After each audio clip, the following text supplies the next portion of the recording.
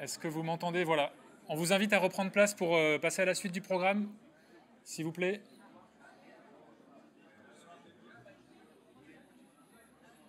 Bon.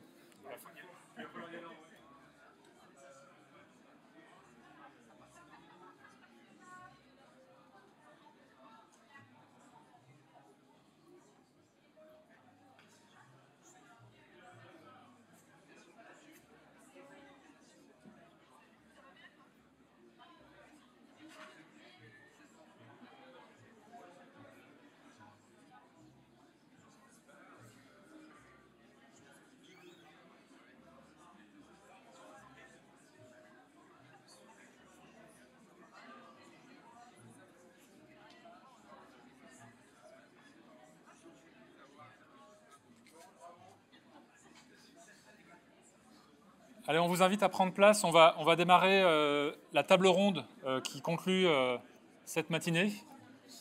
Je vous invite à retrouver vos places et je vais appeler sur scène.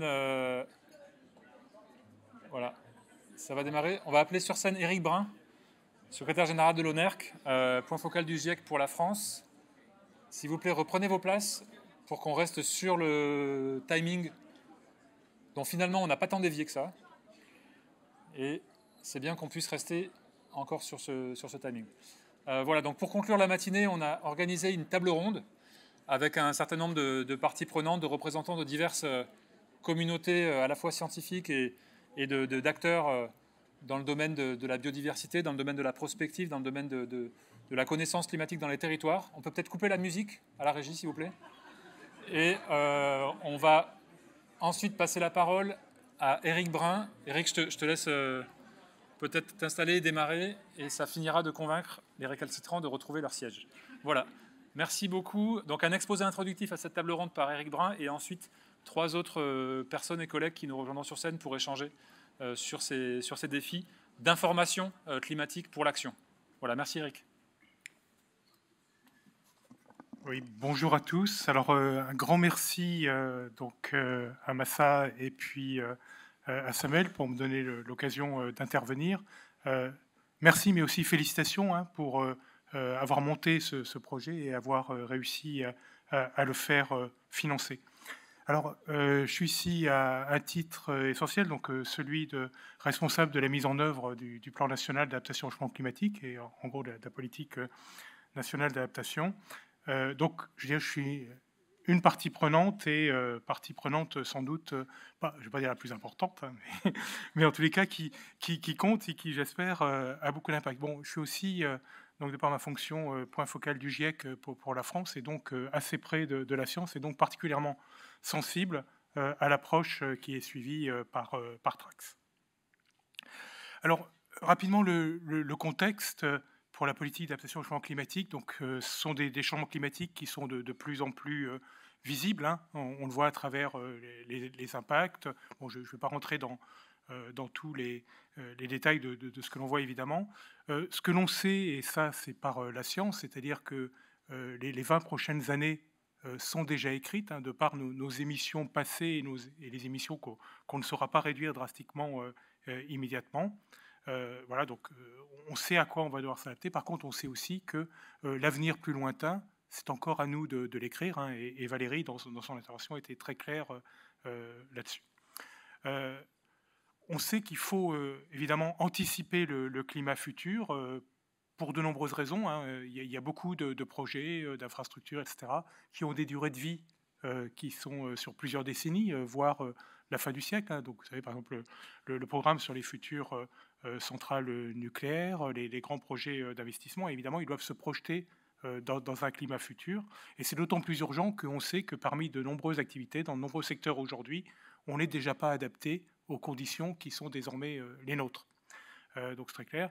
Puis des points un peu marquants hein, dans le contexte et qui évidemment sont des aiguillons pour les politiques du gouvernement dans ce domaine, c'est par exemple que le niveau de réchauffement que la France a atteint en 2022, alors c'est une année absolument exceptionnelle, c'est quand même plus 3 degrés sur la France métropolitaine par rapport donc aux 3 décennies, la moyenne sur les 3 décennies, 1901-1930. Et donc, pour ceux qui ont entendu notre ministre Christophe Béchu parler des 4 degrés France, vous voyez qu'une année particulière, 3 degrés, on n'est vraiment pas loin.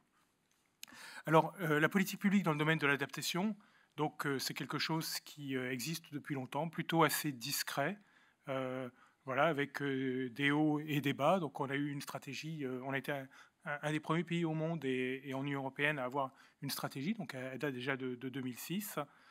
Puis on a eu 2 plans qui ont été mis en œuvre, dont l'un, le deuxième, qu'on appelle PNAC 2, est encore en cours, qui a été commencé en 2018 et qui se prolongera jusque pour ce qu'on appelle le PNAC 3, dont je vous dirai quelques mots tout à l'heure. Alors, on constate un certain nombre de choses. Alors, même si ça ne se sait pas beaucoup, c'est que l'État lui-même a fait énormément de choses en matière d'adaptation au changement climatique. On a à peu près 400 mesures qui sont suivies par 12 ministères aujourd'hui. Et on plaide pour que dans tous les programmes, l'adaptation soit présente, y compris dans les programmes de recherche. La mission, par exemple, Horizon Europe, la mission adaptation de Horizon Europe est quelque chose qui vient de la France, du ministère de la Recherche, et qui était bien, faisait partie des objectifs qu'on avait fixés dans le PNAC, pas aussi précisément, mais de mettre l'adaptation à l'agenda de toutes les recherches lorsque c'était pertinent. Mais on constate aussi, par exemple, que, comme ça a été dit ce matin, les politiques d'adaptation sont avant tout des politiques de préparation à des impacts qui sont très locaux, très territoriaux, et aujourd'hui, il n'y a aucun mécanisme contraignant qui oblige à avoir, ne serait-ce que, alors cohérence même pas, mais même pas une synergie entre la politique nationale de changement climatique et les politiques territoriales telles qu'elles sont menées avec les prérogatives donc, de nos territoires et plus particulièrement de nos régions. On affiche une priorité claire aux solutions fondées sur la nature. Alors, bon, je ne saurais pas forcément vous convaincre que ça se traduit au quotidien, mais c'est un axe que l'on défend systématiquement. Et puis, donc, on est dans la préparation du PNAC 3 dans le cadre d'une stratégie dont je vais vous parler. Alors, pour ce qui concerne les éléments de contexte qui vont inciter le pouvoir politique à agir, qui vont le conforter aussi, et être sûr qu'il a du répondant au sein de la société pour avancer, parce que ce ne sont pas des sujets faciles. Les bénéfices, on ne les mesure pas comme ça. Ils seront mesurés dans 10 ans, dans 20 ans ou dans 50 ans, et les coûts, les efforts, etc., on doit les faire maintenant. Et vous voyez que ce n'est pas toujours très facile dans un agenda politique compliqué. Donc il nous faut donc on a un besoin d'informations sur le climat passé et ses impacts pour se préparer aux conditions futures. C'est tout bête de dire ça. Donc je ne sais pas dans la Trax, à travers notamment par exemple des réanalyses à des échelles kilométriques à l'aide de modèles. Nous on a ce type de besoin. Je ne sais pas si ça fait partie aujourd'hui de vos objectifs, mais en tant que partie prenante, on peut l'afficher clairement. Donc si vous verrez du rouge, c'est un peu ma shopping list. Puisque c'est ce qui a été demandé par Massa et Samuel. Et donc, voilà, c'est ce qu'on attend de Trax. Alors,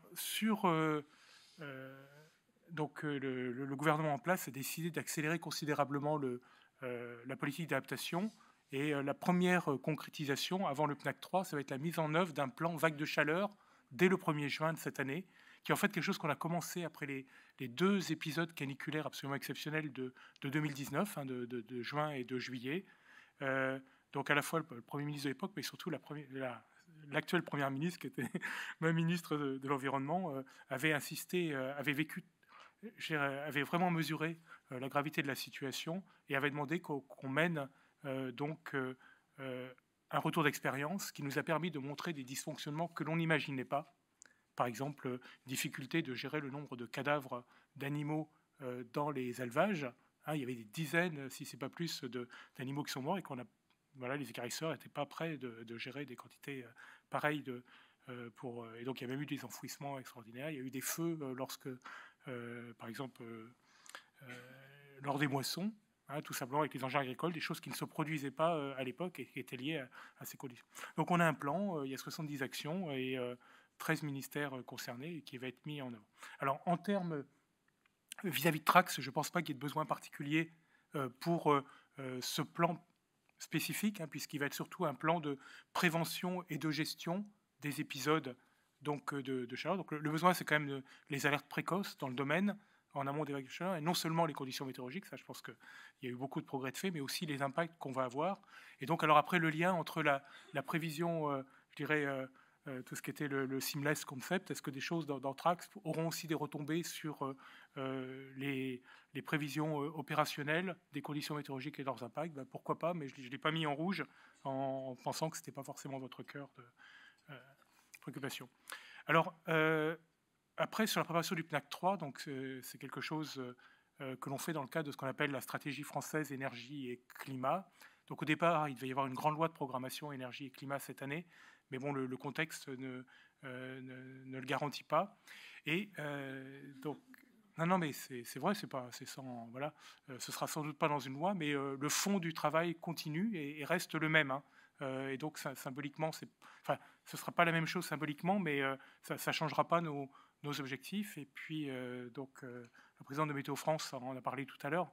Un concept qu'on a fait émerger dans ce cadre-là, c'est de fixer une trajectoire de réchauffement, donc on exprime un réchauffement mondial, enfin, de notre côté à nous, commune à tous les acteurs de l'adaptation en France métropolitaine et donc aussi outre-mer, basée sur l'évaluation scientifique du GIEC et donc sur les simulations.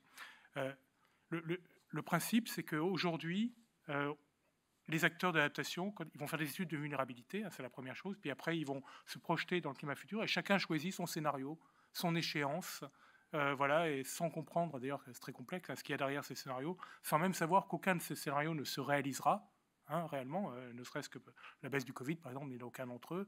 Il y a beaucoup de choses qui sont faites avec des RCP, dont les évolutions distinctes entre les différents scénarios dans les RCP, ça a commencé en l'an 2000. Et toute l'histoire entre 2000 et 2023 n'existe pas dans les RCP. Et il y a énormément de leçons à attendre là-dessus. Donc là, on travaille pour avoir une trajectoire en se disant, voilà, on doit préparer la France à tel degré en 2030, en 2050, en 2100, et commun à tous. Et ce qui changerait, c'est un vrai changement de paradigme.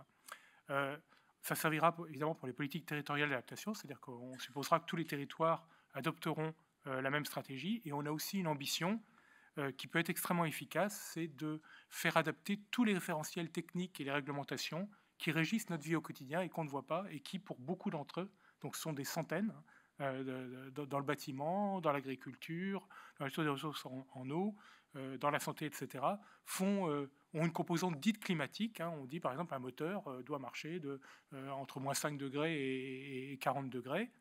Et ben, si ce moteur doit fonctionner 50 ans, il faut qu'il soit dans le climat futur. La dilatation des rails, par exemple, c'est quelque chose fait. Alors la hausse du niveau des mers, c'est un peu plus compliqué parce qu'elle ne dépend pas que du niveau de réchauffement qu'on atteint, mais de la vitesse à laquelle, mais pour tous les autres, ce sera le cas.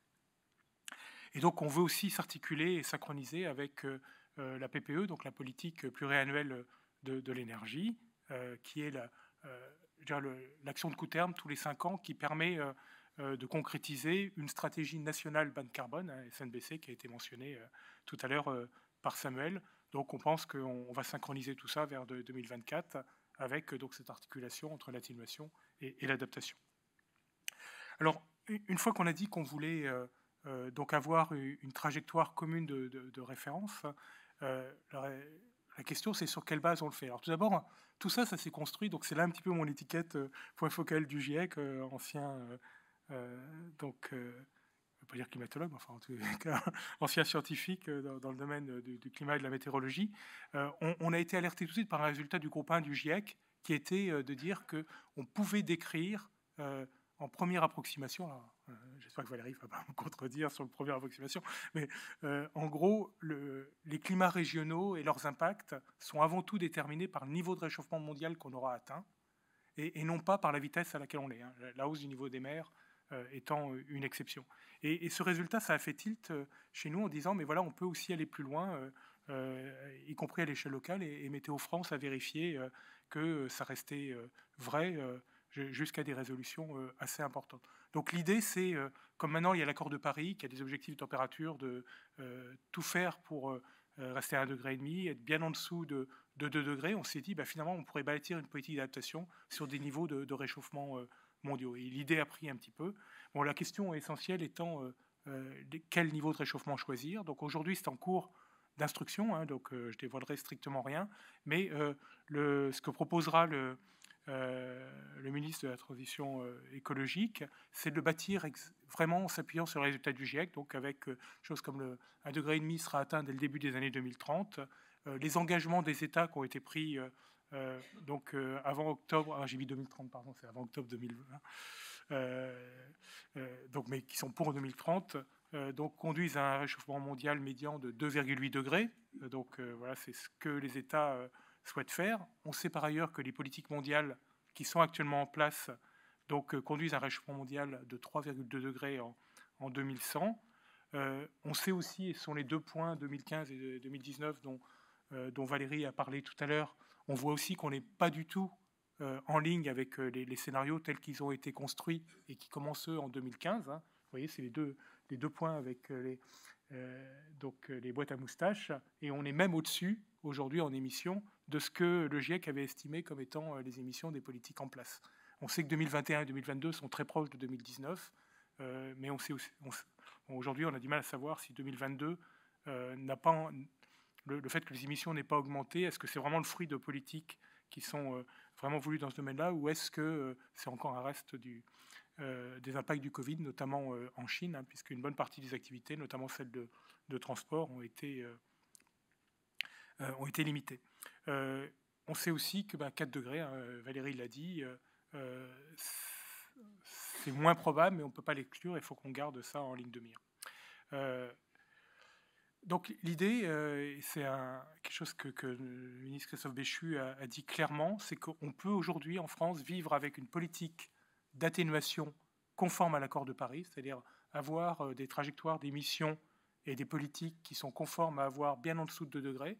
Vous savez, c'est le paquet Fit for 55 et la contribution française qui, eux, partent sur l'objectif d'avoir en 2050 non pas une neutralité carbone, mais une neutralité en gaz à effet de serre. Donc c'est très très ambitieux. Voilà. Mais par contre, en politique d'adaptation, le ministre a dit ne pas être dans le déni, c'est l'expression qu'il a utilisée, et donc d'accepter de préparer la France à des niveaux de réchauffement mondiaux beaucoup plus chauds, et évidemment avec leur déclinaison territoriale. Donc dernière diapositive, la liste de courses plus détaillée vis-à-vis de TRAC. Voilà, donc la trajectoire de réchauffement dont on va parler, donc, ça s'appelle la TRAC. Donc il ne faut pas confondre avec la TRAC, mais on avait aussi un CRAC avant, qui est le Centre de ressources à l'adaptation au changement climatique. Bon, on va vivre avec, mais il n'y a aucun lien, il n'y a pas de clin d'œil direct, mais on essaiera d'en créer un pour ça. Raisonner en réchauffement mondial, c'est un nouveau paradigme. Vous voyez, aujourd'hui, si on prend DRIAS, donc l'accès aux projections régionalisées, multi-organismes, multimodèles, en fait, on choisit un scénario, RCP pour l'instant, on choisit une échéance, et puis on a des projections. Donc là, l'idée, c'est que l'utilisateur choisira le niveau de réchauffement mondial correspondant à ce à quoi il veut s'adapter. Et ça dépendra de l'échéance à laquelle il réfléchit.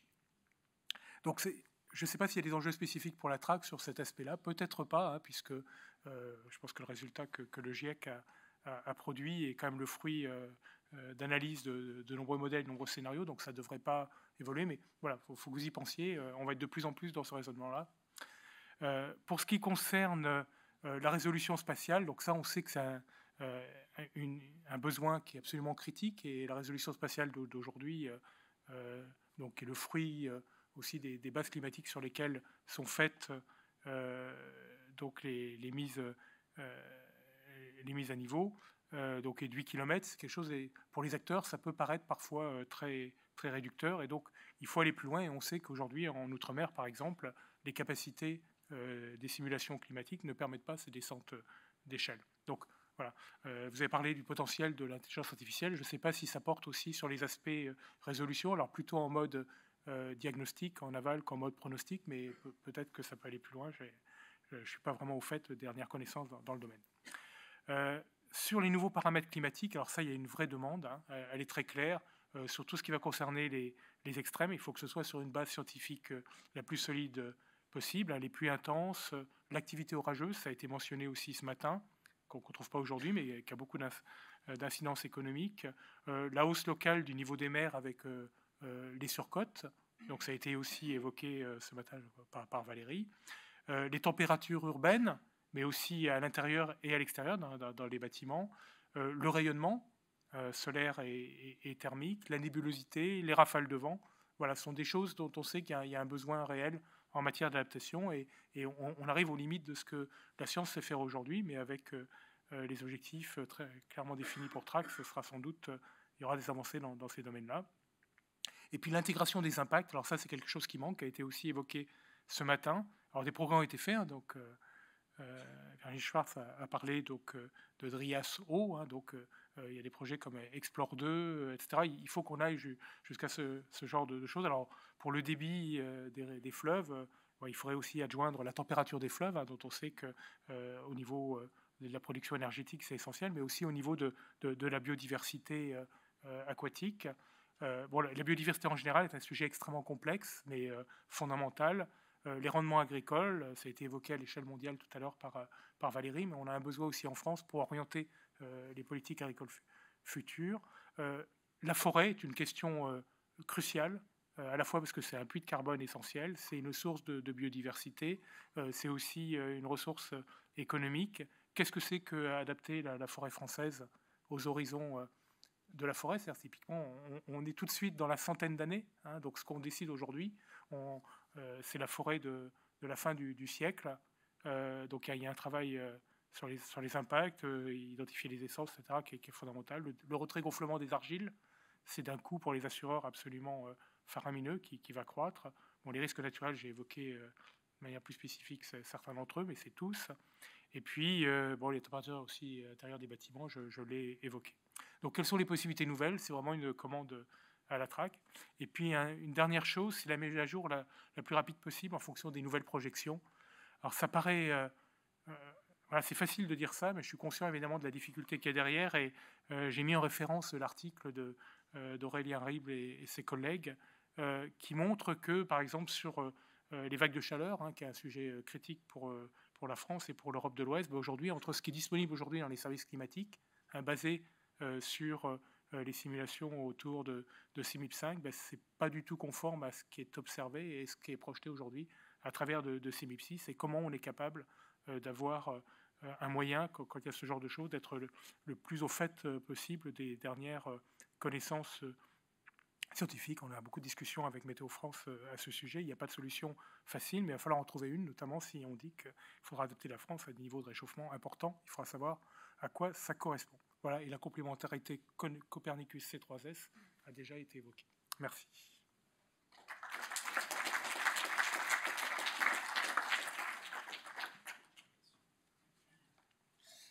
Merci beaucoup Eric. On va passer à la table ronde en fait, qui conclut la matinée. Donc je vais appeler sur scène Virginie Resson-Victor, présidente du GIEC, groupe interdisciplinaire d'études du climat. Donc un des Grecs, mais celui-là s'appelle le GIEC, c'est comme ça, on en parlera. Pays de Loire, qui est cofondatrice du Grand Défi, Hélène Soublé, directrice générale de la Fondation pour la recherche sur la biodiversité, et Benjamin Sultan, directeur de recherche IRD, à me rejoindre ici sur scène pour partager un peu des expériences et des points de vue et des perspectives qui vont aussi nourrir nos réflexions pour Trax.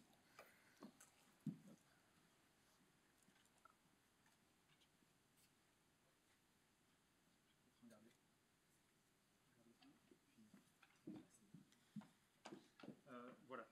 Je ne sais pas si vous m'entendez avec ce micro. Il faut lever le petit bouton sur le micro. Merci. Voilà, cette fois-ci. C'est bon ? Ok, très bien. Voilà. Donc, on va peut-être commencer par Virginie Resson-Victor. Justement, donc l'idée, c'est dans un premier temps que vous vous présentiez les uns les autres et que vous donniez quelques éléments sur vos expériences en matière d'information climatique pour l'action, qui est la thématique de cette deuxième partie de matinée. Voilà, donc un premier tour, et puis ensuite on échangera entre nous.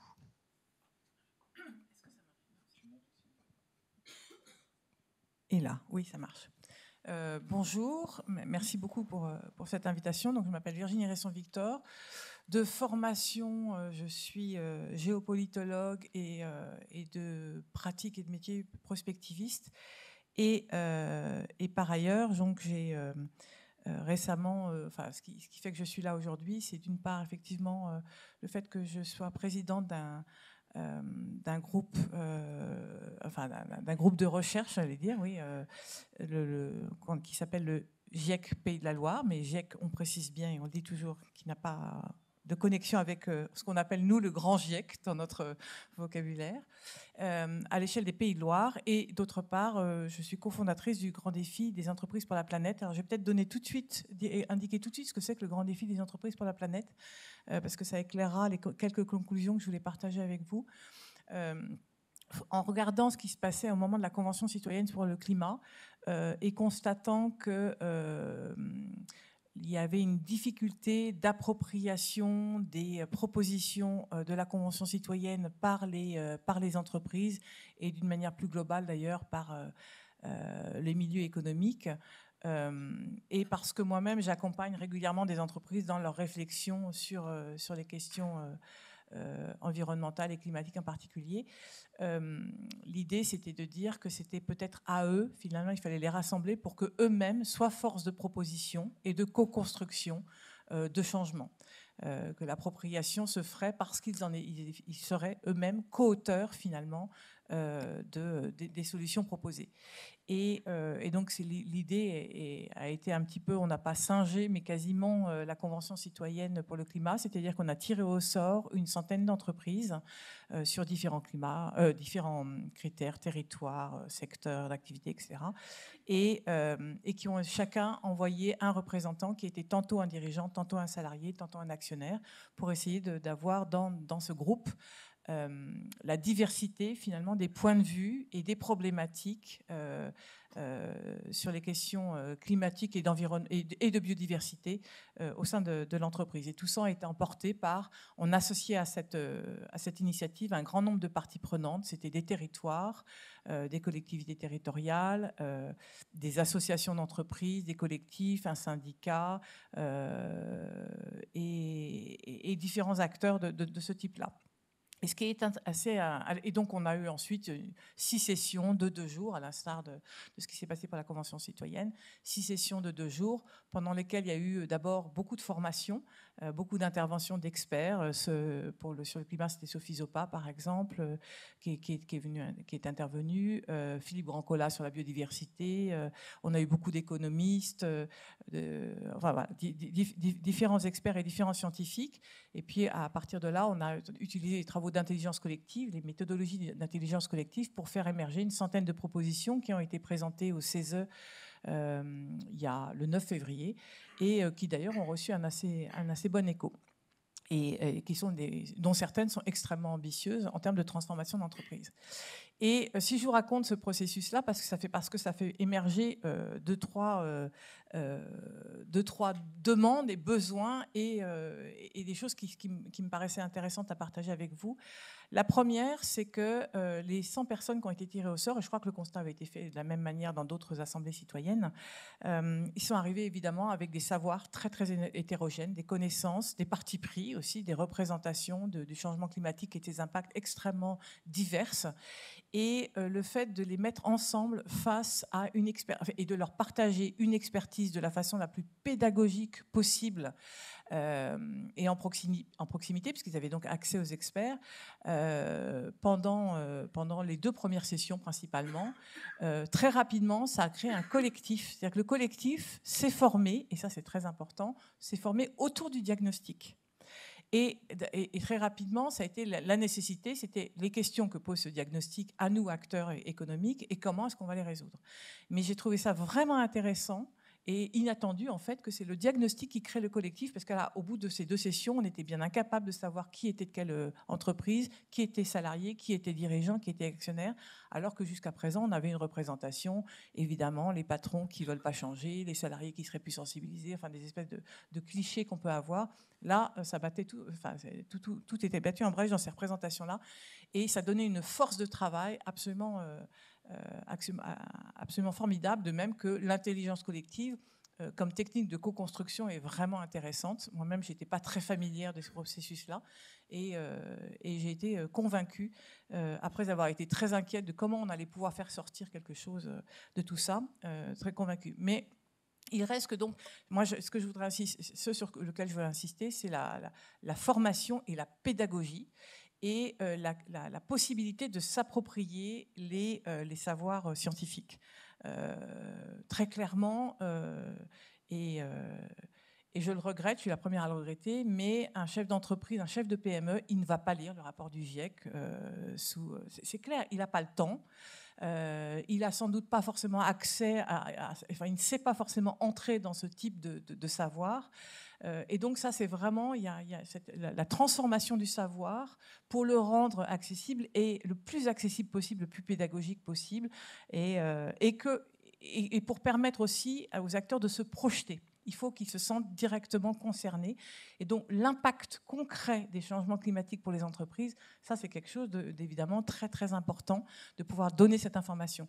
Et moi, ça me frappe quand je rencontre des entreprises de voir à quel degré, à quel niveau, enfin, quelle est leur ignorance des risques vraiment qu'ils courent et que court leur entreprise. Il y a une méconnaissance très importante encore de nombreux acteurs économiques des risques, parce qu'ils pensent que on parle de 2100, de 2 degrés ou 3 degrés à l'échelle planétaire, et l'appropriation des impacts que peuvent avoir les changements climatiques sur leurs activités, sur leur entreprise, impact direct et indirect d'ailleurs, parce que c'est toute la chaîne de valeur évidemment qui est concernée. Ça, c'est quelque chose il y a un travail, à mon sens, qui est à faire.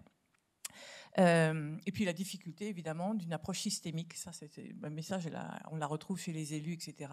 Mais l'approche, le lien entre son action, sa décision et les impacts, dans les deux sens d'ailleurs, est frappante. Un besoin ressenti aussi de décloisonnement, c'est-à-dire qu'en fait, il faut, si le tract permet de mettre en conversation, j'allais presque dire, les scientifiques, les dirigeants d'entreprise, les élus, ça serait absolument formidable, parce qu'en fait, on se rend compte à la pratique, enfin moi, dans les pays de loi, ils ne se parlent pas. C'est-à-dire que les élus parlent aux élus, les entreprises parlent aux entreprises, les scientifiques parlent aux scientifiques, mais il y a une vraie difficulté pour dialoguer ensemble, et sans doute aussi parce qu'il n'y a pas tellement d'espace pour ça, il n'y a pas forcément des programmes pour ça. Donc ça, c'est un vrai, à mon sens, c'est un vrai enjeu, y compris pour les élus. Alors, au niveau des élus, ce qu'on voit à travers l'expérience que j'ai envie de partager, c'est que très souvent, on se rend compte que les élus ils portent beaucoup d'attention, évidemment, au changement climatique et à ses impacts, mais ils se l'approprient tout de suite en fonction des problèmes qu'ils doivent résoudre eux. C'est-à-dire que quand on parle du ZAN, ça ne les intéresse pas tellement de savoir pourquoi c'est important d'arrêter l'artificialisation des sols, mais c'est tout de suite le problème. Mais oui, mais comment je fais pour construire mes logements, comment je fais aussi pour maintenir l'emploi, etc., ma zone d'activité, comment. Bon. Et donc, je pense que il y a une difficulté pour intégrer, et je ne sais pas comment le tract peut faire ça, mais pour intégrer la connaissance scientifique, pour permettre de la transformer, l'intégrer dans la responsabilité de l'élu. Et ça passe certainement par l'apport de solutions, par la proposition de solutions. Parce que tant que c'est un problème, il y a une vraie difficulté, oui, d'appropriation. Et il me semble que le fait de mieux intégrer atténuation et adaptation peut être une voie pour ça. C'est-à-dire que si on demande juste l'atténuation, c'est perçu uniquement comme une contrainte. L'adaptation, les élus souvent intègrent mieux la notion d'adaptation dans leurs responsabilités politiques. Et donc je pense que le fait d'associer davantage les deux est peut-être intéressant.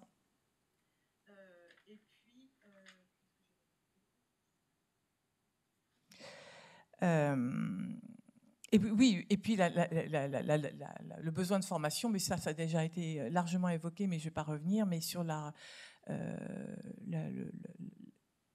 fait de pouvoir diffuser l'information et d'avoir des données locales. Voilà, c'est ça que je voulais en venir. Aussi bien pour les entreprises que pour les élus, le fait de pouvoir projeter à l'échelle territoriale et locale les enjeux climatiques, y compris dans les formations, ça me paraît un levier important pour pouvoir accélérer les transformations et l'acceptabilité des solutions. Et je voulais juste, pour compléter tout ce qui a été dit ce matin, on a évoqué beaucoup d'enjeux qui sont très importants, qui sont associés au lancement de ce programme. Il y en a un qui n'a pas été évoqué et qui pour moi est important, c'est l'enjeu démocratique, tout simplement. On voit très clairement aujourd'hui, et Sainte-Soline, pour ne prendre que cet exemple-là, en est un, l'adaptation, les politiques d'adaptation engagent des décisions politiques qui sont plus ou moins acceptables par les différents acteurs, ou acceptées plutôt, et probablement qu'il y a au départ un déficit d'information, de formation de certains nombres d'acteurs. Là, je pense aux bassines, mais je ne pense pas que aux bassines, y compris sur les questions énergétiques, production d'énergie, etc., ou agricoles.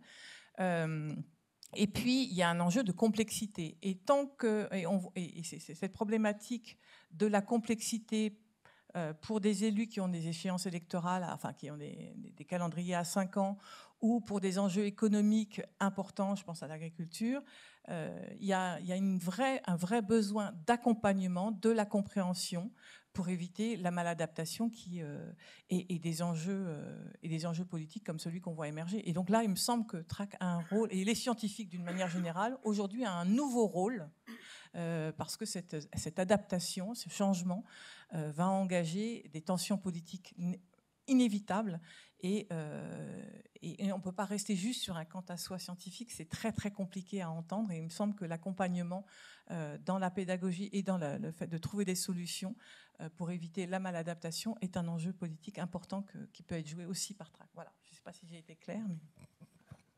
Merci beaucoup pour ces propos introductifs et toutes ces idées qui sont déjà partagées. Et Hélène Soublé, justement, à la Fondation pour la recherche en biodiversité, comment vous voyez justement ces enjeux climatiques et comment faire en sorte, justement, ça a été évoqué tout à l'heure aussi, comment on peut faire travailler ensemble les différents PEPR, comment on peut aussi faire travailler les communautés scientifiques à l'interface biodiversité et climat, parce que ça paraît évident, et en pratique, c'est vrai que c'est des choses qui ne sont pas forcément faciles à mettre en œuvre, encore que on a quelques exemples. Voilà, donc ce serait intéressant d'avoir votre éclairage là-dessus. Et puis sur la question aussi, une des raisons pour lesquelles on vous a invité, c'est sur cette question de formation, puisque vous faites partie du comité d'appui à la formation des hauts fonctionnaires qui est en place depuis quelques mois. Et c'est aussi un sujet pour lequel, dans Trax, on a vraiment envie de voir comment on peut contribuer efficacement à ce partage et à ces échanges avec ce type d'acteurs. Alors merci beaucoup de m'avoir invité. Au début, j'étais un peu surprise parce que moi, j'y connais vraiment rien en modélisation. Mais je suis contente d'être là parce que déjà, ça va me permettre de présenter un tout petit peu la fondation, si possible, parce que je pense que vous n'êtes peut-être pas familier avec notre action. Donc nous, on est une fondation de coopération scientifique. On a été créée en 2008.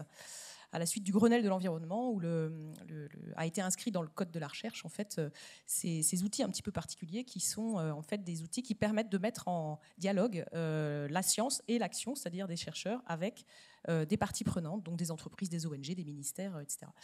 Et donc nous, notre action, elle s'articule autour de cette injonction première. C'était de faire parler ensemble des gens qui, en effet, ne se comprennent pas, n'ont pas le même vocabulaire, n'ont pas les mêmes objectifs, n'ont pas les mêmes pas de temps d'action, etc. Et donc on fait globalement 3 choses pour être très synthétique. La première, c'est qu'on va financer de la recherche sur alors nous, évidemment, c'est biodiversité, hein. Donc on finance des programmes de recherche sur la biodiversité pour mieux la comprendre, pour mieux comprendre les impacts, mieux comprendre aussi les actions qui sont possibles. Notre communauté est assez interdisciplinaire, hein. Depuis le début, notre conseil scientifique a intégré très rapidement les SHS, en fait. Alors, on n'a pas de climatologue, donc c'est peut-être là où nous aussi, on doit faire un pas vers cette communauté-là que vous représentez. On s'est placé en fait sur des créneaux qui sont des créneaux, on va dire des niches, hein. On fait par exemple de la réanalyse de données dans notre centre de synthèse à Montpellier qui s'appelle le CESAB.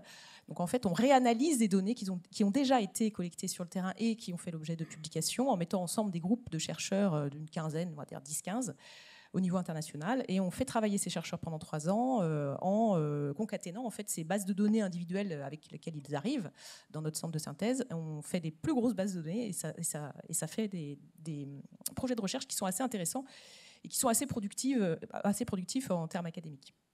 Voilà, après on travaille aussi beaucoup sur les méthodes de synthèse de connaissances, cette fois-ci, plus les données, mais les connaissances, c'est-à-dire les résultats de recherche. On est pour ça point focal de la Collaboration for Environmental Evidence, qui est donc on va dire cette collaboration au niveau européen international qui fait, en fait, qui construit des méthodes pour explorer les bases de données bibliographiques. Et donc on fait notamment des revues systématiques de la littérature scientifique, hein, avec un protocole assez cadré. Voilà, le deuxième aspect de notre action, c'est que on fait dialoguer les chercheurs et les acteurs. On essaye de co-construire en fait des questions de recherche avec eux en partant des enjeux sociétaux qu'ils ont eux et en essayant de regarder c'est quoi la question de recherche derrière, parce qu'on est quand même persuadé que la première des choses à faire, c'est de poser la bonne question. Parce que sinon, on n'aura pas forcément la bonne réponse. Et donc, on passe beaucoup de temps en fait, à travailler sur les questions. Et puis après, le programme de recherche éventuellement, qui est généré par ces dialogues, va s'intéresser à la réponse. Mais globalement, quand même, on est très attentif à ce que la question intègre bien, par exemple, la biodiversité, de façon toute simple. Est-ce que les questions dans Trax intègrent la biodiversité ? Alors, ce n'est pas forcément évident, ce n'est pas facile. Même nous, on a parfois des problèmes à intégrer la biodiversité dans nos propres questions. Mais c'est quand même assez fondamental. Et dans ce deuxième pilier de la Fondation, on est aussi beaucoup en appui des ministères pour les accompagner sur les processus internationaux qui concernent la biodiversité. Donc, l'équivalent de ce qui se passe sur le climat, nous, on a la même chose. On a aussi notre convention sur la diversité biologique, dont la 15e COP a d'ailleurs eu lieu en décembre à Montréal. Donc l'équivalent du GIEC qui est l'IPBES, donc une plateforme intergouvernementale sur la biodiversité et les services écosystémiques. Donc là aussi, on essaye de décrypter ce que disent les chercheurs, on essaye de favoriser le fait que les chercheurs aillent travailler dans ces instances. On essaye de rassembler aussi les deux communautés. Tous les ans, on a un événement qui essaie de rassembler les chercheurs français du GIEC et de l'IPBES pour qu'ils partagent les expériences. Et d'ailleurs, pour revenir un petit peu sur le cadre, en fait, il y a quelque chose qui a été assez majeur, c'est que la convention, en fait, alors j'ai entendu ce matin que ce n'était pas tout à fait le cas pour la convention climat, mais la convention biodiversité, elle a vraiment bien intégré qu'il fallait qu'elle se base sur la science. Et donc, le cadre mondial, en fait, il fait beaucoup référence aux travaux de l'IPBES, et notamment son évaluation mondiale qui est sortie en 2019. Donc sous la forme du même processus que le GIEC, avec un résumé pour décideurs, un rapport complet, etc., et un processus d'adoption qui est équivalent. Et donc ça a été assez majeur, et notamment sur le climat. On a une cible 8 qui dit qu'il faut en effet qu'il y ait un dialogue entre la biodiversité et le climat, parce que déjà la biodiversité, elle subit un certain nombre de pressions anthropiques, dont le climat est pour l'instant classé dans une espèce de hiérarchie en 3e position, mais qui risque de devenir la première pression sur la biodiversité à l'avenir. Donc il faut vraiment qu'on réfléchisse, qu'est-ce qui va devenir aussi de ces écosystèmes. Et donc la cible 8, en fait, elle termine, je vais vous la lire parce que c'est plus simple quand elle termine en disant il faut que l'action climatique soit fondée principalement sur des solutions fondées sur la nature et ou des approches basées sur les écosystèmes, tout en réduisant au minimum les effets négatifs et en favorisant les effets positifs sur la biodiversité. Donc ça, c'est vraiment important. C'est-à-dire qu'il faut que l'action climatique tienne en compte cette biodiversité, parce qu'une des solutions pour l'adaptation, c'est quand même d'avoir des écosystèmes les plus riches, les plus fonctionnels et qui permettent en fait de donner de rendre des services écosystémiques à l'humanité. Et pour parler de ça aussi, sur les services écosystémiques, j'en ai pas beaucoup entendu parler ce matin, et c'était une des interrogations qui me venait, c'est est-ce que lorsqu'on parle d'impact sur la biodiversité, est-ce que finalement les travaux peuvent aller jusqu'à et alors c'est quoi l'impact sur les services écosystémiques, c'est-à-dire quels sont les effets négatifs, les conséquences en fait de cette dégradation de la biodiversité au niveau mondial sur les services écosystémiques. C'est vrai qu'on voit assez bien quand on discute biodiversité-climat, c'est-à-dire stockage du carbone ou le déstockage d'ailleurs du carbone quand on détruit les écosystèmes. Mais il y a d'autres services écosystémiques, et notamment, on l'a un peu évoqué, l'alimentation. Ça va être quoi un monde à plus 2 ou plus 3 ou plus 4 degrés avec des écosystèmes moins productifs en termes alimentaires par exemple. Et ça, c'est vraiment important d'aller jusque-là, peut-être dans Trax. Valérie en a parlé, l'a évoqué, et je trouve que c'est vraiment majeur, c'est important comme point.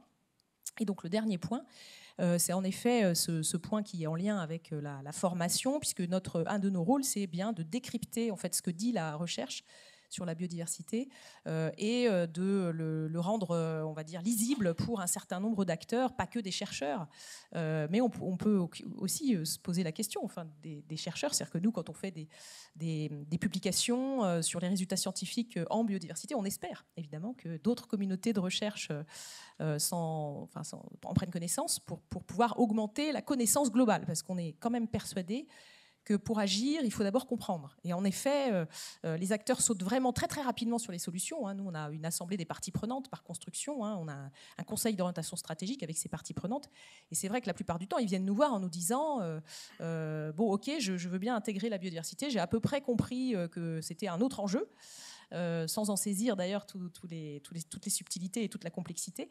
Et donc, expliquez-moi comment faire. Et là, nous, aux fondations, et avec, bien qu'on soit beaucoup appuyé par les chercheurs, on a du mal à répondre directement à cette question, parce qu'en fait, c'est vraiment une co-construction, la solution. Les chercheurs, ils ont la connaissance, ils ont l'expérience de résultats de recherche et la capacité de les synthétiser, de les faire comprendre, mais ils n'ont pas la capacité de comprendre comment Total Énergie, L'Oréal, RTE va pouvoir mettre en œuvre et de façon la plus efficace possible sur le territoire en fonction de leurs propres contraintes. Et ça, c'est vraiment une co-construction. Et donc, c'est ça qu'on essaye de faire comprendre aussi, c'est que la vérité ne sortira pas ni de la bouche des scientifiques, ni de la bouche des acteurs, ni de la bouche des politiques, mais de l'ensemble en fait des interactions qu'on aura les uns avec les autres.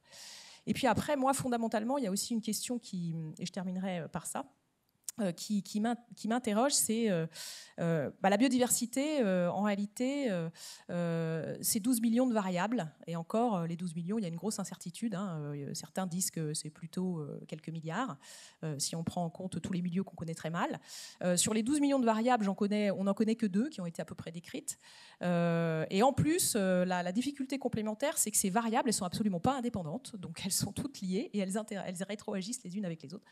Voilà. Et donc moi, je me demande, en fait, comme je n'y connais rien à la modélisation, c'est comment est-ce qu'on peut faire ça, en fait ? Comment est-ce qu'on peut intégrer tous ces paramètres-là qui vont finalement réagir à chaque action individuelle, et comment aussi on essaye de prendre en compte, en fait, tous ces épiphénomènes qui ont été évoqués. C'est-à-dire que nous, on a des épiphénomènes. On a par exemple des publications scientifiques qui en font état, qui disent par exemple que les grands ongulés dans les forêts tropicales, ils stockent de 26 à 60 tonnes de carbone par hectare et par an.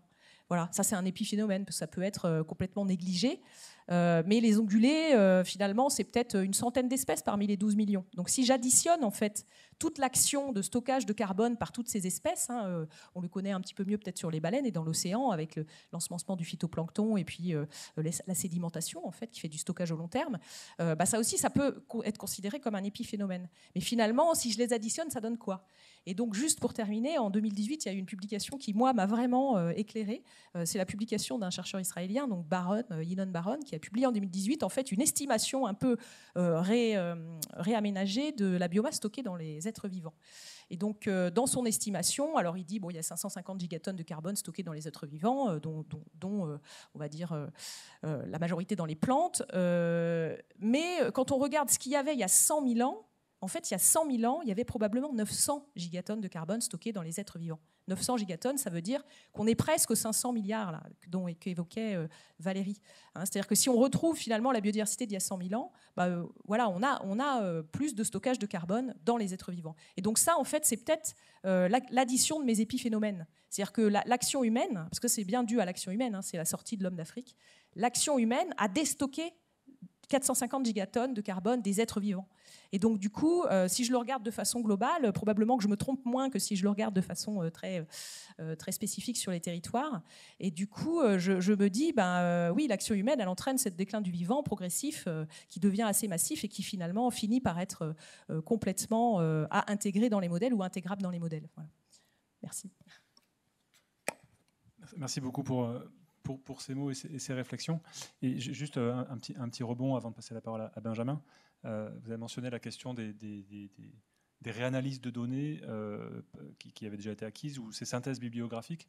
En fait, ça fait le pendant à ce dont Valérie parlait tout à l'heure, justement, cette nécessité de production, de méta-analyse, de données, de synthèse en fait, agrégées, qui permettent ensuite de consolider un savoir plus robuste que quand on demande aux auteurs du GIEC de synthétiser eux-mêmes l'ensemble des publications unitaires, en fait. Et ça, c'est quelque chose dont il faut qu'on ait conscience.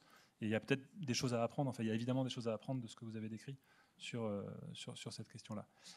Voilà, pour finir, je passe la parole à Benjamin Sultan, donc, qui est directeur de recherche à l'IRD, qui est impliqué en fait, dans la recherche sur le changement climatique et ses impacts.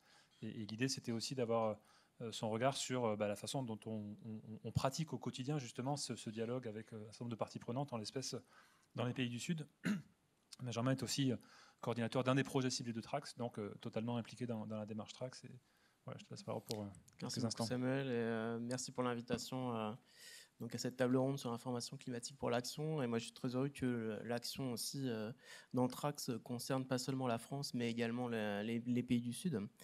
Et je pense que ce type de soutien pour les pays du Sud est vraiment, comme celui de Trax, est vraiment essentiel en fait, parce que c'est quand même une région du monde où on a une conjonction entre des événements climatiques très fréquents, très intenses, avec énormément de dégâts, et aussi des fois des situations socio-économiques, des situations politiques qui font que on peut avoir une fragilité quand même très importante et qui peut être encore plus fragilisée par des grandes crises comme la pandémie ou comme les guerres en Ukraine. Et je pense qu'à l'heure de la COP27, où on a vu les premières avancées sur les pertes et dommages, les données scientifiques montrent que le nombre et la gravité des événements, des catastrophes qui sont liées au climat ont fortement augmenté dans les pays du Sud.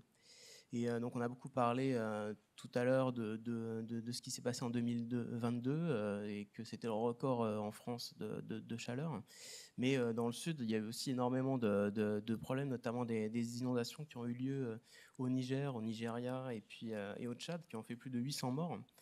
Et donc pendant l'été 2022, et il y a des scientifiques de l'IPSL et d'Espace Dev qui ont montré que la probabilité d'avoir ce type d'événement avec le réchauffement climatique a été multipliée par 80, donc vraiment une responsabilité très forte du réchauffement climatique. De la même manière aussi, dans une autre région du monde, toujours ce même été 2022, au Pakistan, on a eu des inondations très importantes avec plus de 1700 personnes qui sont décédées.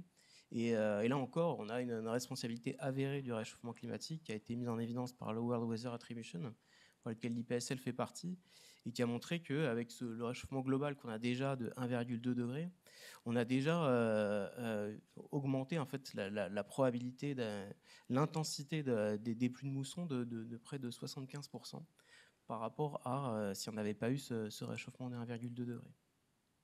Et ces conséquences en fait sont souvent de ce type d'aléas, comme les inondations, comme les extrêmes de chaleur, sont souvent les plus dramatiques dans les pays vulnérables. Et paradoxalement, et comme l'a souligné aussi Valérie tout à l'heure dans son exposé, c'est aussi ces populations-là qui ont le moins émis historiquement en termes d'émissions de gaz à effet de serre. Et donc, par exemple, on peut citer le Niger, où les émissions par habitant, c'est 0,1 tonne de CO2 par an, alors qu'aux États-Unis, on est plutôt autour de 14 tonnes. Donc on n'est pas du tout dans le même ordre de grandeur, et pourtant ce sont les plus grosses victimes du réchauffement climatique. Et je pense que ces inégalités-là ont été vraiment soulignées par l'exposé de Valérie tout à l'heure, et sont vraiment très importantes à prendre en compte dans la dimension adaptation. Et donc que fait la recherche par rapport à cet enjeu, et qu'est-ce que moi je peux faire aussi au sein de l'IRD? Je pense qu'il y a depuis une vingtaine d'années, il y a une recherche qui se développe sur les méthodes, les concepts qui permettent à la fois de proposer des solutions durables, et à la fois pour préserver donc les ressources de la planète, et puis également pour réduire les inégalités des gens qui vivent sur cette planète et qui exploitent les ressources. Et c'est un domaine de recherche à part entière qui est vraiment interdisciplinaire, transdisciplinaire, qu'on appelle souvent la science de la durabilité, et qui consiste donc à essayer d'apporter des éléments de réponse aux objectifs de développement durable avec une meilleure compréhension des enjeux de durabilité. Et une grosse part de la recherche que je mène au sein de l'IRD s'inscrit en fait dans cette recherche. Donc je voudrais l'illustrer par un exemple qui est finalement assez proche de ce que vous avez mené dans le cadre de l'exercice du GREC sur les Pays de Loire.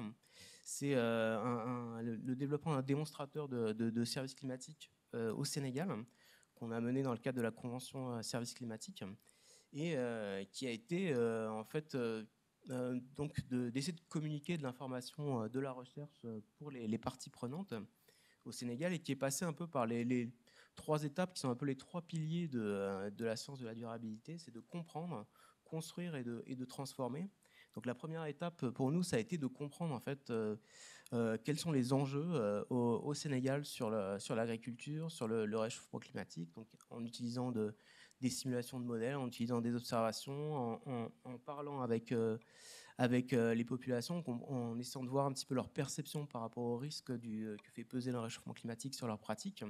Et ça nous a amené en fait à identifier un certain nombre de variables, d'informations qui pouvaient, sur les pratiques agricoles ou sur les variables climatiques, qui pouvaient être utiles pour l'aide à la décision dans le secteur de l'agriculture. Et ensuite, on a eu une deuxième étape qui a été celle d'un peu de la co-construction, qui est assez symétrique finalement à ce que vous avez présenté. C'était donc essayer de faire des rencontres de multi-acteurs, des ateliers, des enquêtes, pour essayer de comprendre quels sont les enjeux, quels sont les besoins, essayer de co-définir ensemble les problématiques. Et ça a soulevé aussi des choses qui étaient assez proches avec vos résultats. C'est assez étonnant entre le Sénégal et le Pays de Loire, puisque en fait, on avait énormément d'enjeux sur la formation, donc sur la pédagogie, sur la communication de l'information climatique. On était des fois à des années-lumière en fait avec notre propre langage de climatologue, avec ce qu'on pensait que les gens savaient par rapport à ce que les gens connaissaient, nous disaient en fait. Nous disait du réchauffement climatique. Ensuite, on a eu pas mal de choses sur donc au-delà des aspects formation, c'est ce qui intéressait vraiment les gens, c'est pas forcément la température globale, mais c'est les impacts. En fait, quel est l'impact dans leur région, comment une température se traduit en termes de rendement des cultures, en termes d'impact sur l'élevage, en termes de changement de pratique. Et donc beaucoup plus qu'une variable climatique elle-même, il fallait transformer ça en termes d'impact. Ça a été important. Et puis la dernière étape, ça a été d'essayer d'aller jusqu'à la transformation. Et donc là, on a été accompagné par un partenaire opérationnel qui est le service météorologique du Sénégal, et avec qui on a développé un portail pour mettre à disposition l'information climatique qui jusqu'à présent était dans les rapports du GIEC, ou n'était pas à l'échelle locale des différentes localités du Sénégal qui étaient les parties prenantes.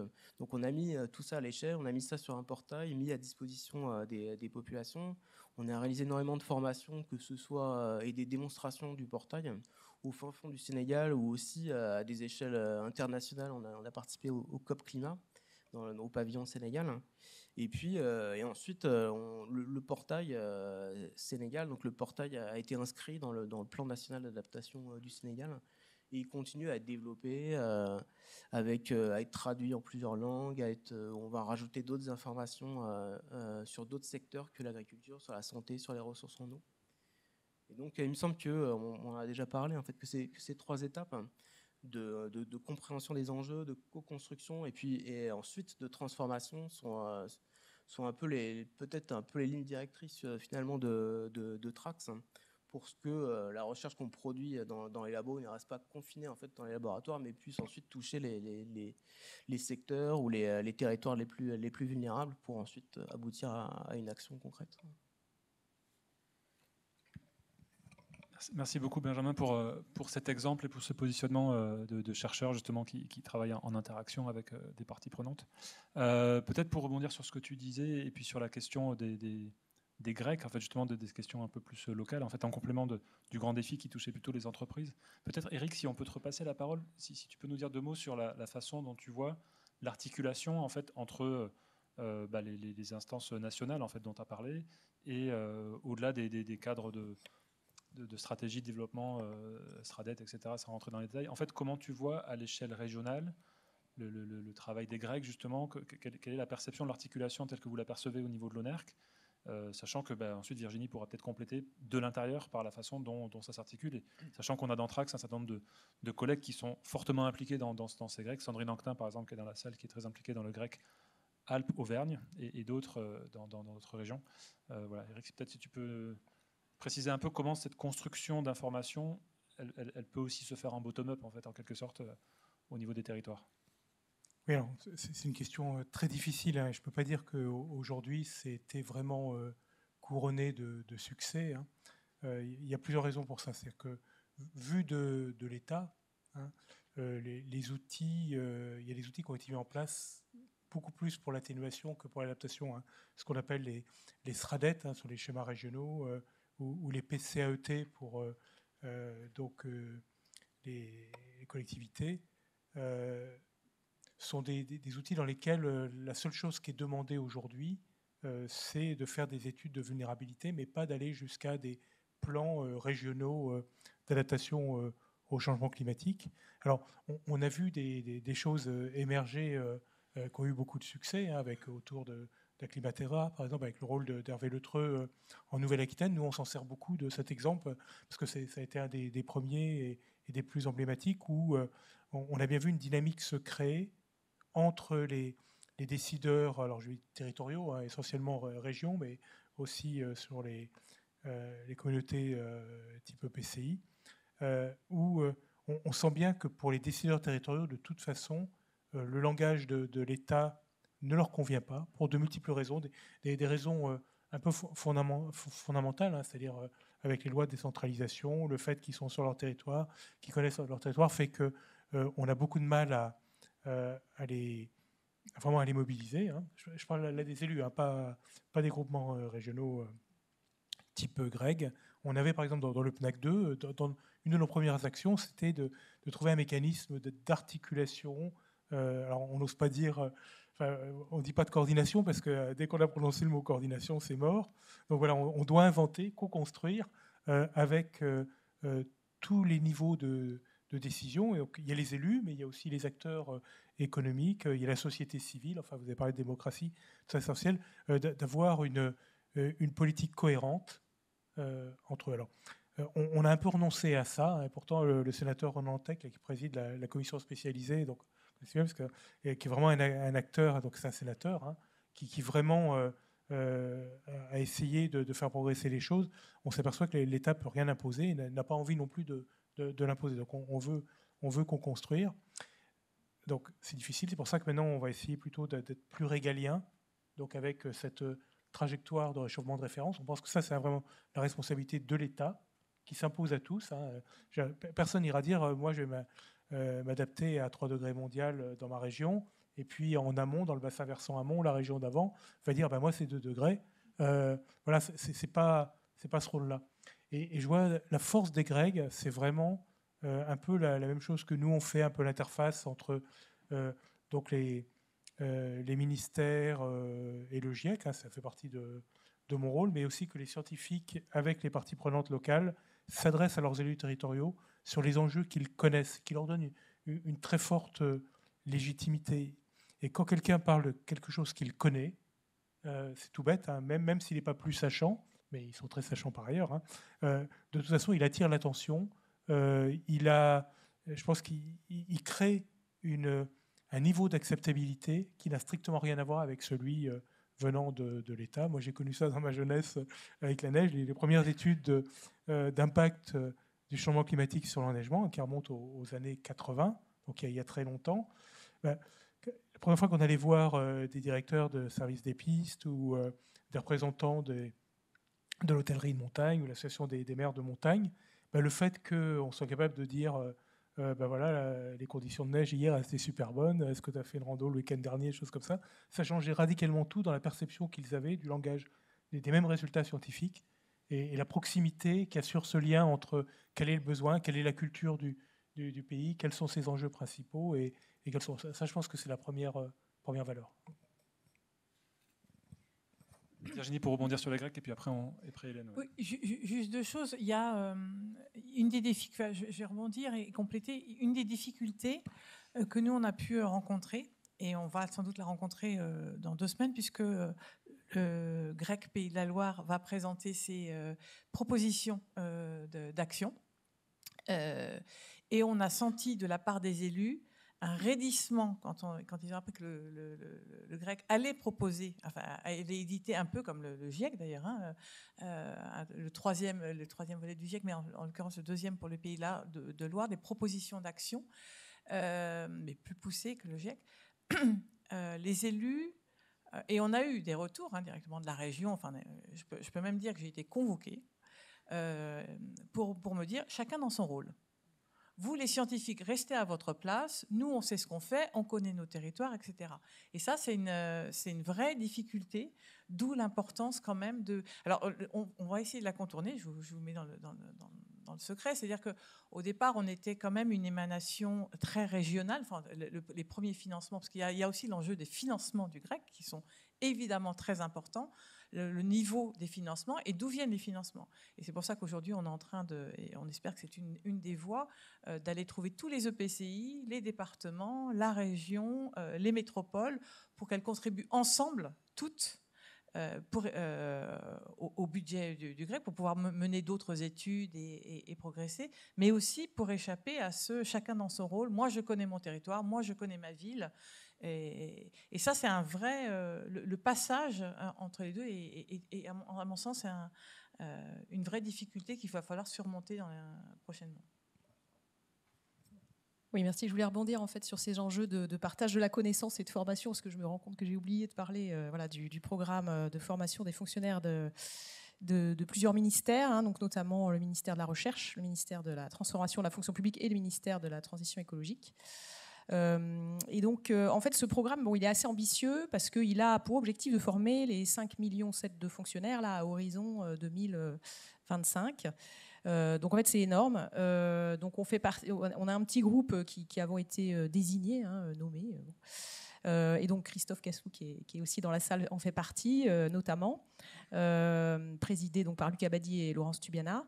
Et donc ce qu'on a quand même réussi à faire, parce que c'est pas facile de faire comprendre au ministère que voilà qu'il y a un certain nombre de choses assez incontournables qu'il faut avancer, c'est notamment que les 3 enjeux qui avaient été identifiés par eux dès le départ, le climat, la biodiversité et les ressources naturelles, soient traités ensemble en fait. Puisque au début, c'était très axé climat. Alors non pas que ce soit mal de ne parler que du climat, mais moi je suis quand même intimement persuadée que tout étant lié et la biodiversité ayant des rétroactions sur le climat ayant des rétroactions sur la biodiversité et avec les ressources naturelles également, si on ne parle que d'un seul enjeu, on risque de tomber dans la fausse bonne idée.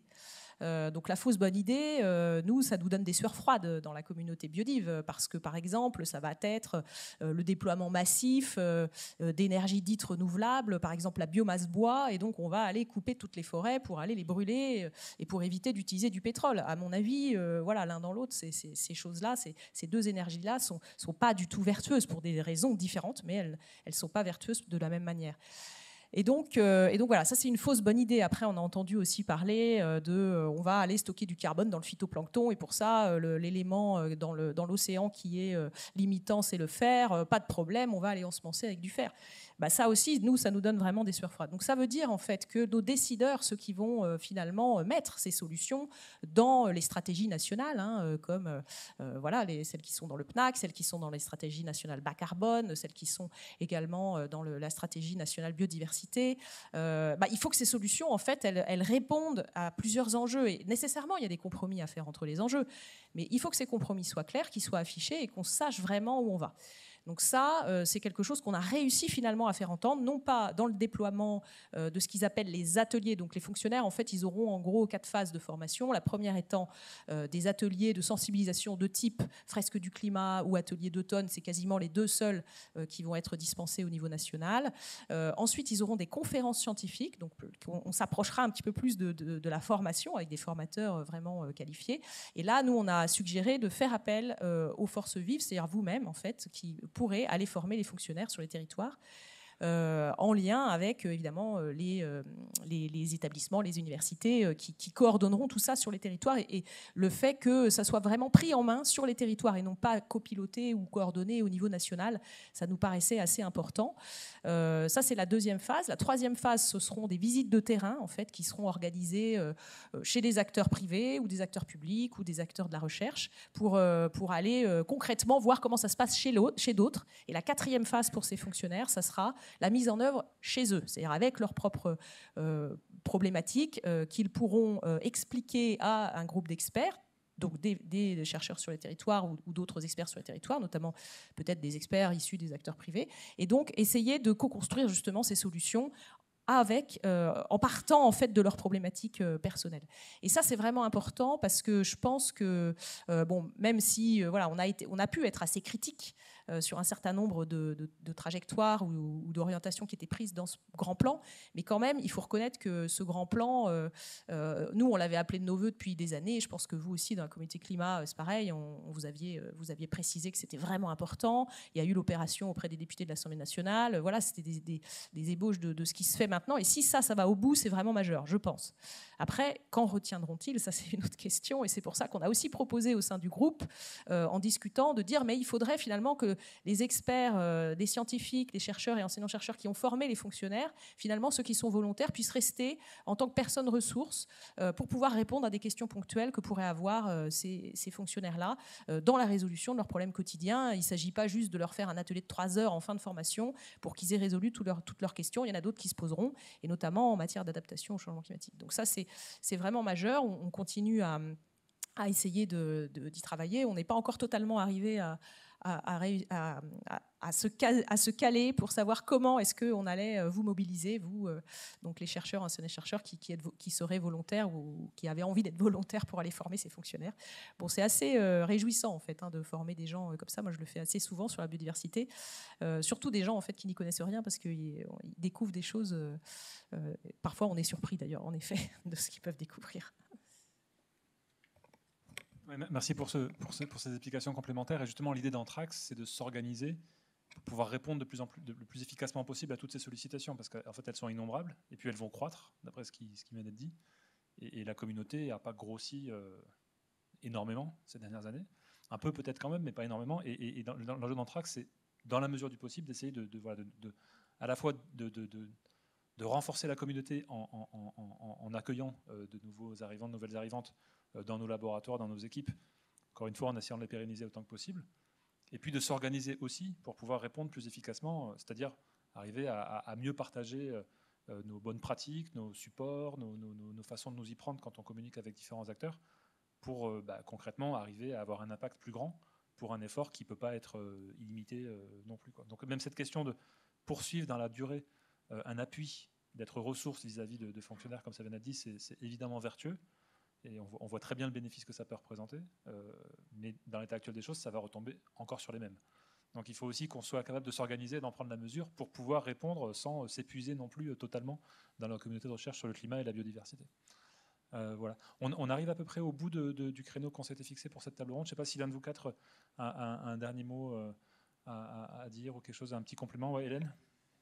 Désolée, j'ai encore quelque chose à dire. Oui, je voulais juste faire état d'une question qui nous a taraudé pendant plusieurs années, enfin, à la Fondation. C'était comment on réussit à territorialiser les scénarios de la biodiversité qui sont donc produits par l'IPBES, en lien avec le GIEC d'ailleurs, et ça on peut s'en féliciter. Comment est-ce qu'on réussit en fait à rendre concret ces scénarios-là, et donc on lance un programme là, alors très exploratoire, on va dire, hein, c'est pas du tout les mêmes sommes, mais le 8 juin prochain, vous êtes tous conviés d'ailleurs, si vous pouvez aller sur le site de la Fondation vous inscrire, il y aura un atelier ici de co-construction de début de ce programme, donc ici même au CNRS, que je remercie d'ailleurs pour l'accueil. Et donc ce programme, en fait, il a pour ambition, via 3 axes, de faire dialoguer entre eux, donc des acteurs sur le terrain. Donc il y a tout un axe qui est sur la carte mentale, c'est-à-dire comment les acteurs sur le terrain voient la biodiversité et voient le futur de la biodiversité via leurs actions, donc à horizon 2050. Hein, comment est-ce qu'ils se positionnent en fait par rapport à l'usage de cette biodiversité. Un pilier qui sera sur la modélisation, c'est-à-dire comment je modélise à partir de ces cartes mentales le futur de la biodiversité sur le territoire, hein, par exemple en Nouvelle-Aquitaine ou dans les Alpes ou sur un bassin versant, voilà, on n'a pas totalement défini le territoire. Et ensuite, à partir de ça, on a aussi un axe qui s'appelle l'axe récit, et c'est un axe en fait qui va essayer de mettre en récit à la fois les cartes mentales et à la fois les modèles. C'est-à-dire quel est le récit qu'il y a derrière ces cartes mentales, traduire ça en mots ou en dessin ou en chanson, ou voilà, on fera intervenir des artistes à ce moment-là pour aider les équipes de recherche à traduire leurs résultats aussi en récit, et traduire aussi les modèles. Quel est le récit derrière les modèles? Comment est-ce que j'explique le modèle avec autre chose qu'une publication scientifique ou même un article un peu vulgarisé? C'est-à-dire comment je mets en art en fait cette science pour pouvoir, parce qu'on espère, on pense que c'est aussi un levier d'action pour les acteurs. Et donc on fera travailler ensemble, on essaiera de co-construire, donc de faire un peu de transdisciplinarité, des acteurs sur le territoire, des artistes et puis des chercheurs un peu plus fondamentaux, on va dire des modélisateurs. Voilà. Et donc évidemment, ça s'adresse à l'ensemble des communautés scientifiques, y compris la communauté climat. Virginie, une dernière remarque, et puis, ou Benjamin, tu voulais... Ah ok, ouais. Je suis très contente que vous ayez répondu déjà à la première des questions que j'avais. Et c'est le lien, et on l'a au niveau du GREC des Pays de la Loire, c'est le lien entre biodiversité et climat à l'échelle régionale, parce que ça, il y a une vraie demande, il y a un vrai besoin, et qui pour aujourd'hui, on n'a pas d'éléments, on n'a pas de modèle, on n'a pas d'outils. Et la deuxième chose, c'était une suggestion, mais parce que vous parliez des formations d'automne et de la fresque du climat. Dans les propositions qu'on va faire, là, qui vont sortir, je n'ai pas le droit de le dire, c'est pas grave, je le prends quand même, c'est de proposer de faire des fresques régionales, précisément, parce que les fresques sont encore très globales, et dans l'appropriation, le fait de pouvoir se projeter est extrêmement importante, et donc peut-être que TRAC pourrait aider aussi à la conception de ces fresques régionales à travers un certain nombre de données. Je pense que ça, c'est une manière aussi de diffuser l'information et la formation de manière plus concrète et de faciliter l'appropriation. Ok, merci beaucoup à vous quatre. Et effectivement, les approches sensibles de mise en récit, elles sont aussi au cœur du premier projet ciblé de Trax. Et je vous invite encore une fois à aller voir les posters à la fois des projets ciblés de Trax pendant la pause là, qui va démarrer. Et puis on a un temps spécifique pour les posters de 14h à 14h30 au moment où le café sera servi. Donc n'hésitez pas à aller les voir. Le projet ciblé numéro 1 a une composante artistique sensible dans justement cette mise en relation des différentes sphères et des différents acteurs. Donc ça résonne beaucoup avec Trax, tout ce qui a été dit. Je vous remercie encore d'être intervenu. Quelques informations pratiques pour la suite de la journée. Donc là, on va passer au repas qui est servi à l'étage. J'imagine qu'en suivant la foule, vous allez trouver votre chemin. À 14h, on vous invitera à revenir vers ici pour passer du temps vers les posters. Il faut vraiment... Prenez le temps d'aller les consulter et d'échanger avec les collègues du programme qui sont ici aujourd'hui pour la plupart des projets ciblés qui pourront répondre à vos questions et échanger avec vous. 14h30, on redémarre. On a un programme extrêmement intéressant cet après-midi avec plusieurs interventions introductives. Guy Brasseur, Julie Dé et les porteurs des projets ciblés et des blocs thématiques structurels de Trax qui présenteront plus en détail encore ce qui est fait dans le programme. Et je signale une dernière chose, un événement qui est organisé dans le cadre de ce lancement de Trax à l'Académie du Climat à 19h ce soir. Donc Julie Dé et Anne Bresse qui ont organisé ça, justement sur la recherche scientifique au service de l'action climatique. Pareil, un format table ronde d'échange entre plusieurs acteurs à la fois de Trax et puis des acteurs ici particulièrement en région parisienne sur l'action climatique, adaptation, atténuation, comment poursuivre en quelque sorte la conversation qu'on vient d'avoir et qu'on a eue depuis ce matin sur la façon dont on arrive tous à mieux échanger, à mieux progresser dans la co-construction de ces savoirs et leur mise en œuvre au service de l'action dès lors que c'est pertinent et possible. Voilà, donc 19h, Académie du Climat, je crois que c'est dans le 4e arrondissement. Vous retrouvez les éléments sinon sur le site de l'INSU, dans lequel il y a aussi un relais qui a été fait. Voilà, je remercie encore les personnes, les collègues qui nous ont rejoints pour cette table ronde. Bon appétit. Le buffet est majoritairement végétarien, comme quoi on commence à prendre certaines des actions d'actions immédiates de réduction de l'empreinte carbone de nos activités. Et puis, voilà, on se retrouve à 14h30 pour le redémarrage ici, mais n'oubliez pas de passer voir les posters. Je ne sais pas, Massa, si tu voulais compléter quelque chose. Très bien. Merci beaucoup, à tout à l'heure.